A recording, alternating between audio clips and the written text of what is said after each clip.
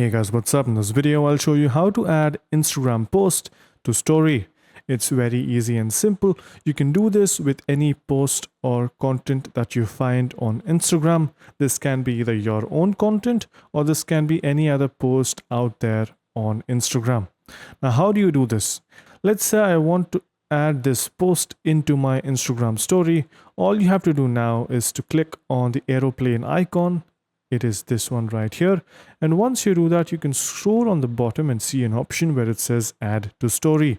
Just click on that, customize it however you want, and post the story.